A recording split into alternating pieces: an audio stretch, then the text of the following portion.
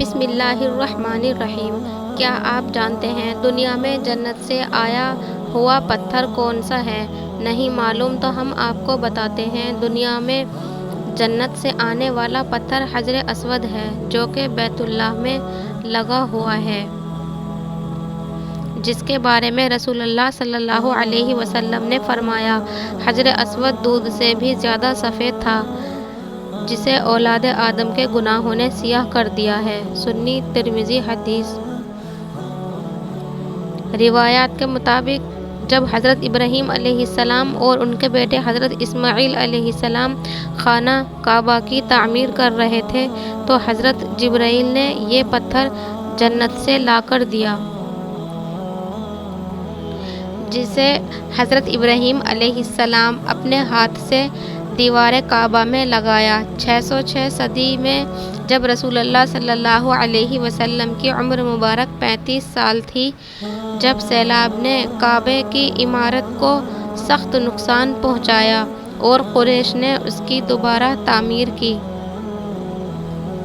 لیکن جب حجر اسود کا معاملہ آیا تو قبائل میں جھگڑا ہو گیا۔ ہر قبیلے کی یہ خواہش تھی یہ سعادت اسے ہی نصیب ہو۔ رسول اللہ صلی اللہ علیہ وسلم نے حجر اسود کو ایک چادر میں رکھا اور تمام سرداران قبائل سے کہا کہ وہ چادر کے کونے کو پکڑ کر اٹھائیں۔ سب نے مل کر چادر کو اٹھایا اور جب چادر اس مقام پر پہنچی جہاں اس کو رکھا جانا تھا تو آپ صلی اللہ علیہ وسلم نے مبارک ہاتھوں سے اس کو دیوار کعبہ میں لگا دیا۔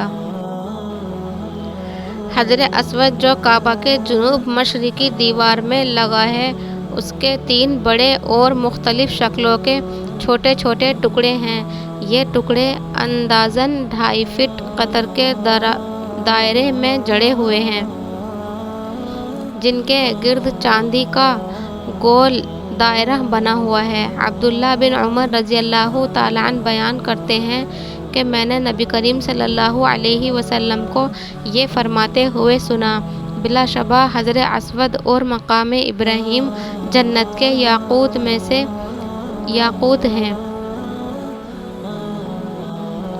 اللہ تعالیٰ نے ان کے نور اور روشنی کو ختم کر دیا ہے۔ اللہ تعالیٰ اگر اس روشنی کو ختم نہ کرتا تو مشرق و مغرب کا درمیانی حصہ روشن ہو جاتا۔ ایک حدیث کے مطابق حجر اسود کو چھونا گناہوں کا کفارہ ہے۔ پیارے دوستو، اگر آپ کو میری یہ پوسٹ پسند آئی ہے اور آپ کو میری اس پوسٹ سے کچھ سیکھنے کو ملا ہے تو برائے مہربانی اس پوسٹ کو زیادہ سے زیادہ شیئر کریں اور نیچے دیے گئے شیئر کے بٹن کو دبائیں۔ شکریہ، جزاک اللہ۔